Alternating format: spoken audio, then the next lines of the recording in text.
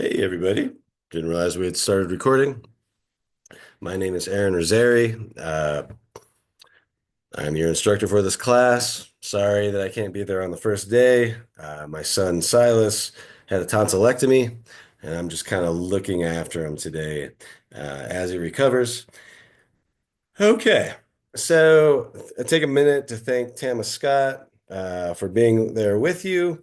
Uh, I thank her too. And let's just kind of proceed. This video, I'll try and keep it short. All I want to do here is to give you a little bit of a tour of the syllabus, alert you to a couple of assignments, and then just kind of run through the Canvas shell that we're going to use to guide our class. Okay, so let me just share real quick here. And all right, so here's our Canvas page. It's obviously Philosophy 101 Honors and Philosophy 101 01. For you two, I think two of you are enrolled as honors students. We will talk more about the difference between the honors version of the course and just the normal standard version on Wednesday. They're obviously very similar, or else I wouldn't run them jointly. There's just a couple of boosted requirements and assignments, mostly in relation to the writing assignments. And there's also a service, or I wouldn't say service. It could be service, but could also be an extracurricular component that's either service or academic in nature. Okay, that'll make more sense Wednesday when we talk about it. All right. Now, if you look on this left-hand side, you see that string of tabs you could click on. There's only three you really need to think about for this course. One is the grades tab. So if we were to, I'll click on it. Uh, Basically, I post your scores for the assignments you've submitted, and they appear here. You will only see your own grades, of course, um, or else we'd have a massive FERPA violation. And this is a reasonably accurate picture of where you're at grade-wise. When I run the final calculations at the end of the semester, according to the percentages stated in the syllabus, they can be off by a percentage of two, but they're never that different. So good approximation. Yeah, but just keep in mind it's not an exact approximation.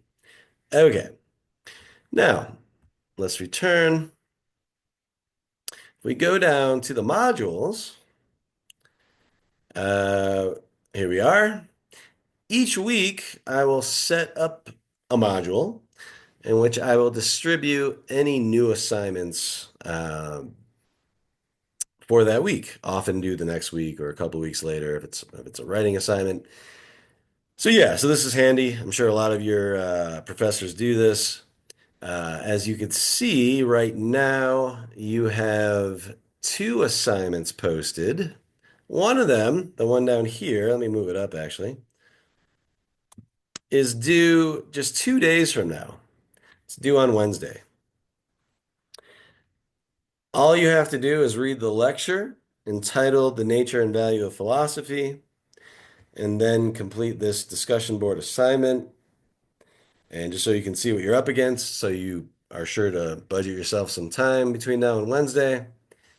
I just need a 200 word response to this question. It's tedious to read out loud, so I'll just let you read it quietly.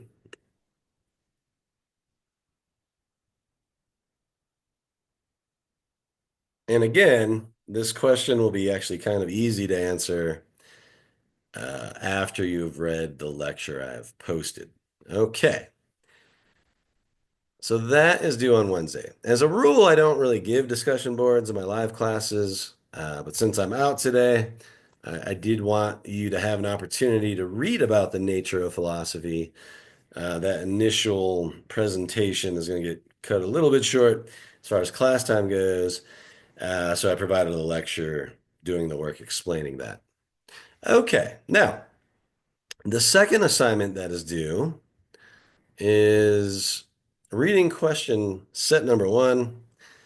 on Thomas Nagel and another article. Thomas Nagel is a specific philosopher. He does good work in the philosophy of mind. So one of the articles you'll read to answer these reading questions is by Nagel. It's a famous article in the philosophy of mind entitled, "What is it like to be a bat?" I know, sounds exciting. And there's also a more introductory reading, and I've provided the two readings here, that comes from your main textbook, just introducing. Oh, that doesn't look good. Let's rotate this. There we go. Introducing something called the mind-body problem. How do conscious mental states, uh, how are those connected to body and brain states? So that's a classic philosophical problem. Goes back to the BC era, and we that'll be our first major focus topic that we look at together. Okay, so I provided the readings for your first set of reading questions in PDF form. I can't really do that again. That'd be a, blatant copyright violation. I only do it once, just so you have time to purchase your textbook. Please get on that task. Please purchase your textbook right away, and when we get to the syllabus, you'll see what that is. Uh, I would you're better off ordering it online. You'll actually save a good bit of money. Um, yeah, Amazon, Thrift Books, that one up in Portland, I forget what it's called, A Books, I think. All of those have cheaper, often used copies. Those are perfectly legit. So please do that. You'll need that textbook, not so much next week, but you'll need it the week after. So starting on the 27th, I need you to have your textbook. So order it right away. It can take, as you know, a little bit of time to arrive. You can also buy or rent it from the bookstore. Might not be the best price. Renting it is feasible. It's often about $40 to $45 to rent it. I don't recommend buying from our bookstore, sad as that is. Okay.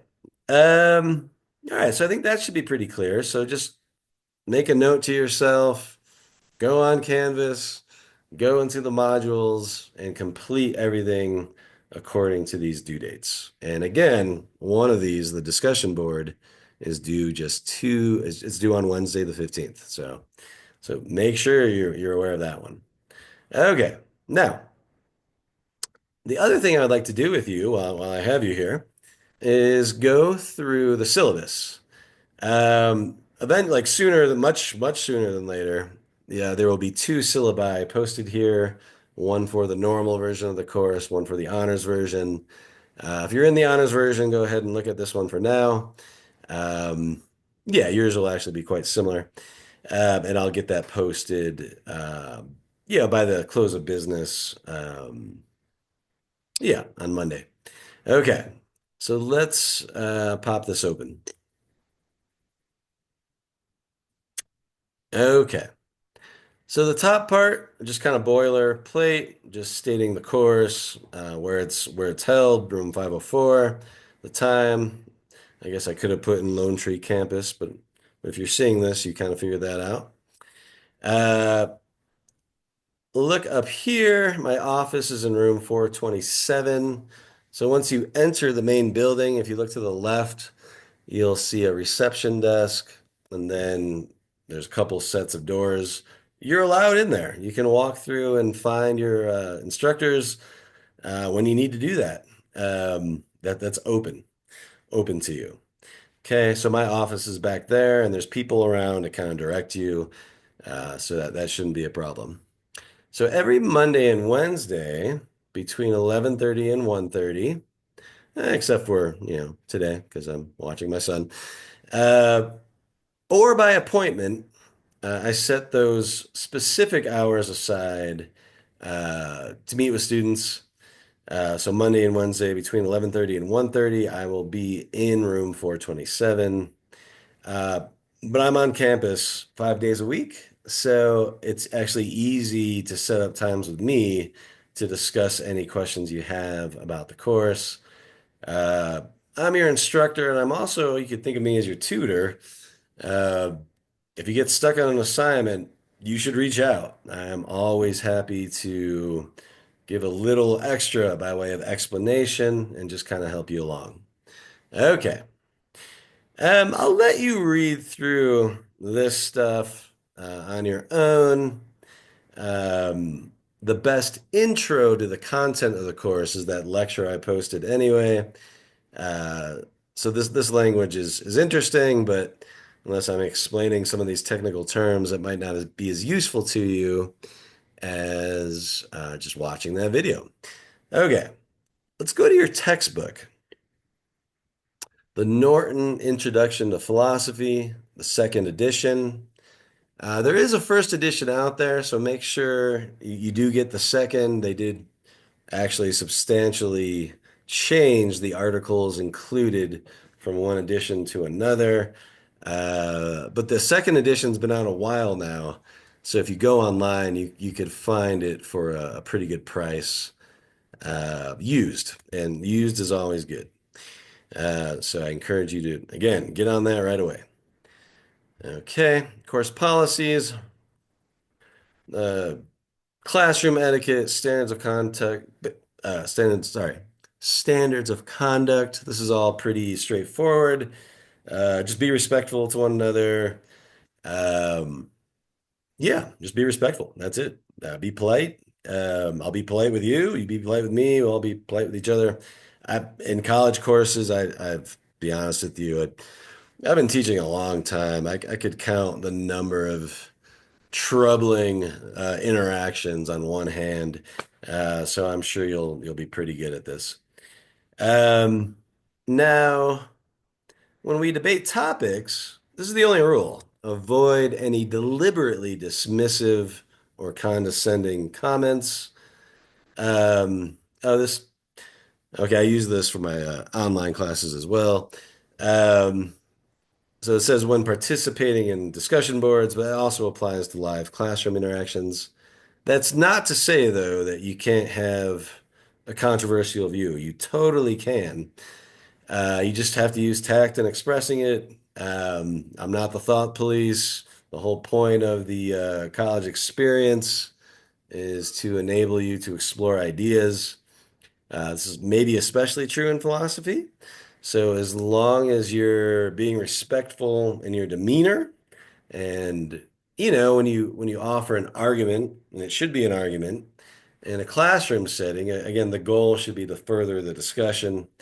And I guess the cost of admission is then people are free to respond to your argument. So don't take any of that stuff personally. We are literally here to argue with each other, and that is a good thing. Okay. Um, Academic dishonesty. Uh, this mostly involves plagiarism.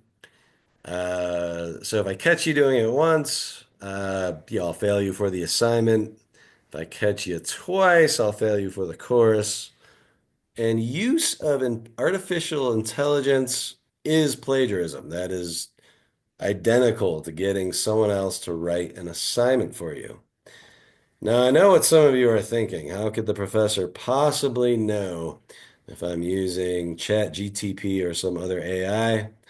Well, last semester I failed a lot of students on a lot of assignments, told them I was failing them because they had used ChatGPT, and only one student, and I'm not like an intimidating person, only one student pushed back and said, "No, I didn't." And then we had a back and forth and we figured it out. Um, there are giveaways, telltale signs. I don't demand of myself 100% proof or anything close. If it's considerably more reasonable than not that you've used ChatGPT, the burden of proof is going to be on you to convince me you haven't. And believe me, if I accuse you of such a thing, I'm going to have reasons. Is it possible I'll be wrong? Of course. We'll have the discussion. But it's more likely than not I'm going to get it right, and that's not personal pride or hubris. That's just, recent history, interacting with students. Again, I I usually have pretty good, I mean, I have pretty good reasons when I make such an accusation. So it's not allowed. One of the things you're here to learn is how to write well, think well. If you're outsourcing that to a machine, I mean, you might as well sit home on your couch. Like, I don't even know why you're getting an education, to be honest with me. So just don't do it. Um, okay. Oh, I appear to have put the wrong attendance policy here. Let me make sure. Do, do, do. Okay. No, I have the right syllabus posted. I just didn't change some of the language for the attendance policy. I will fix this and re-upload it. Basically, for my live classes, the rule is you can miss four classes without any penalty whatsoever. Um, but if you have a fifth unexcused absence, then you will lose half a letter grade every time you do that over four misses. Now, of course, there is such a thing as an excused absence. So if you're legitimately sick, that doesn't count as an unexcused absence. Um, if you have a legit death in the family, if you know you're on your fourth grandmother by spring break, I might be aware something might be up. Um, if you have a non-standard, I just mean non-mainstream religious holiday that you observe, yeah, that's legit. Let me know. If you're in the military, reserve, and you get called, let me know. Um, the only common reason for missing class that won't be unexcused is if you have to work, because it's up to you to set up your work schedules so they don't conflict with your class schedules. Okay, now just real quick, why do I have such a policy? A lot of people think, hey, it's my money, I'm paying for the course. If I miss a class, it's on me. And there's some truth to that. Um, but it's also my job to adopt policies that do the best job of encouraging you to do well. And the truth is, some students they do benefit from accountability, and it helps them out. So that's the goal, to help you do well. And I've found through playing around that four free misses is pretty fair. And yeah, a lot of students who, I don't know, maybe not necessarily laziness, but maybe they just didn't plan and sort their schedule the way they should have. Having a little incentive to do that helps people kind of keep their ducks in a row and moving forward. So that's why it's there. It's not there to be punitive. And again, I'll fix the wording on it. It's there to, yeah, just give you a little nudge. All right. If you want at any point to withdraw, that's up to you. You just have to go to registration and do that. Some students bite off more than they can chew for a semester, or get sick and miss a few weeks and just can't catch up. That's life. That happens. You shouldn't feel guilty about that. If you need to drop the course, drop the course. You'll just get a W, which is a lot better than getting an F. But I won't ever involuntarily drop you or anything like that. Um, okay. Let's look at the late work policy. Late work without a good reason will not be accepted. So if you just don't turn something in, you'll get a zero. But if you ask for a small extension on the occasional assignment, not only am I likely to grant you that exception, as I've stated here, I'm going to grant it to you. And it doesn't have to be a great reason. It could just be I'm absolutely overwhelmed by work in school. I got 60 things due. Can I turn it in a day late, 2 days late? I'm going to say yes to that because that's what the real world is like. If you communicate, uh, people tend to they're flexible. They'll work with you. So part of what you're doing here is preparing for, a realistic work environment.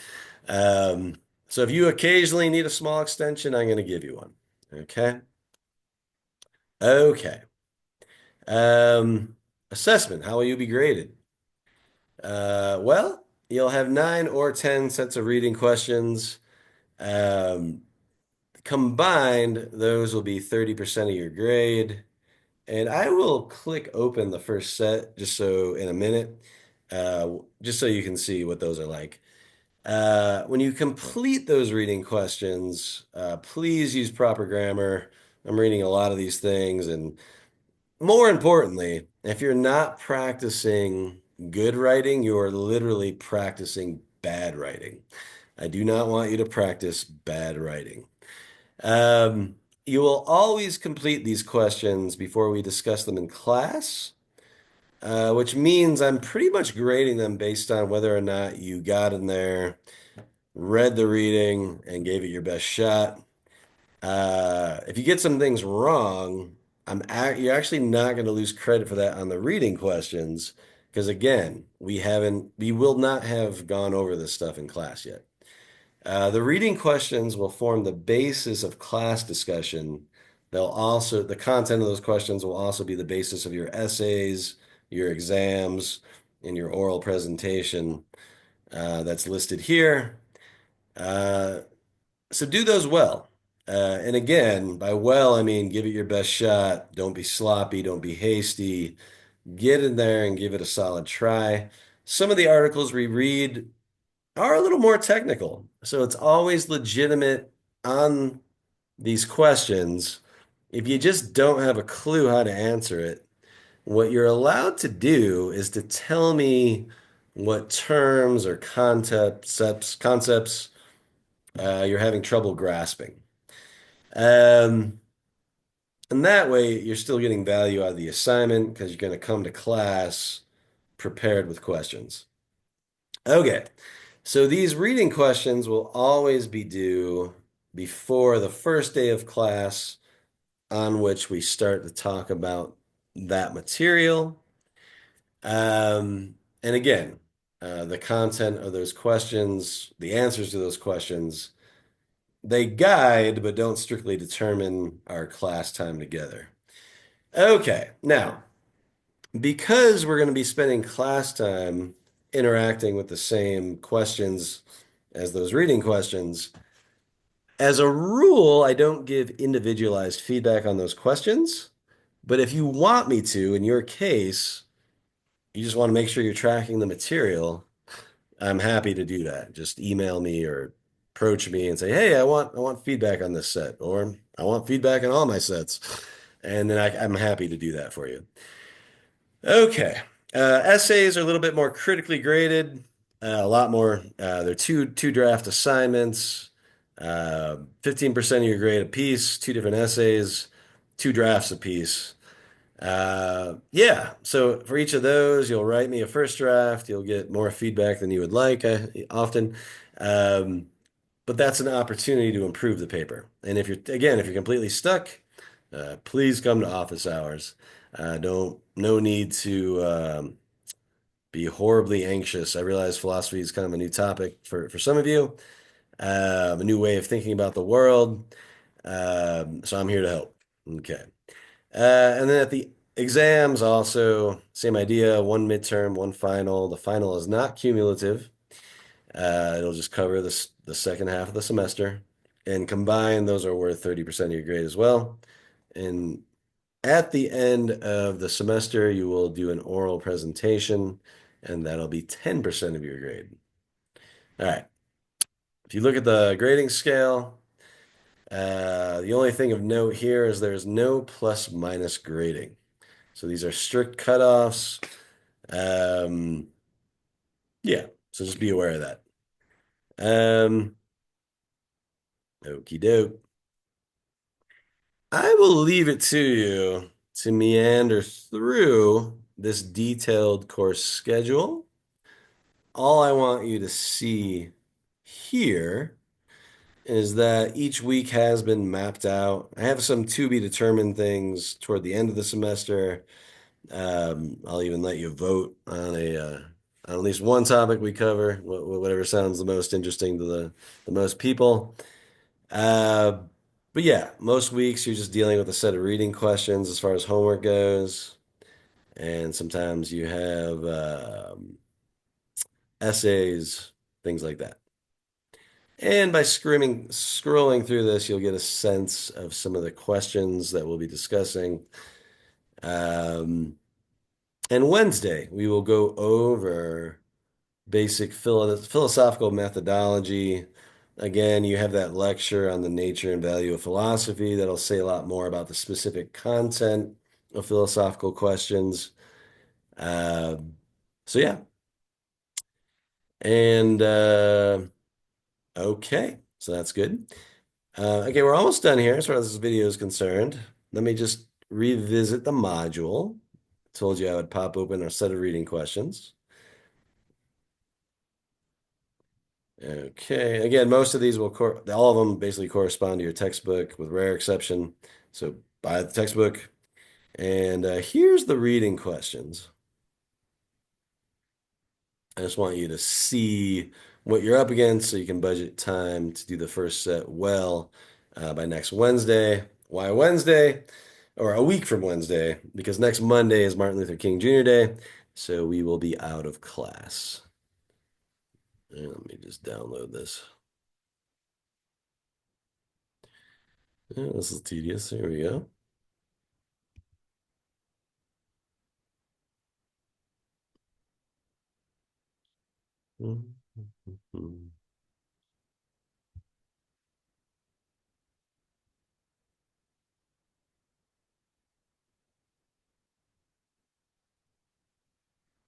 Okay.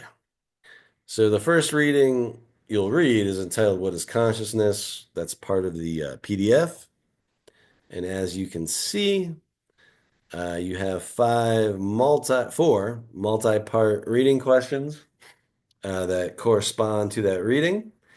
And all I ask is you use proper grammar, answer all the questions, and write in complete sentences. Every response, no matter how brief, should be a complete sentence. And then you have one question on the second reading by Thomas Nagel. What is it like to be a bat? And again, we'll start discussing these Wednesday, the 22nd. That's why they're due before class on that date. I just wanted you to see what you're up against. Okay, now, so this is about it for the video. Again, when you leave class today, go to the modules. Yeah, look at the syllabus again.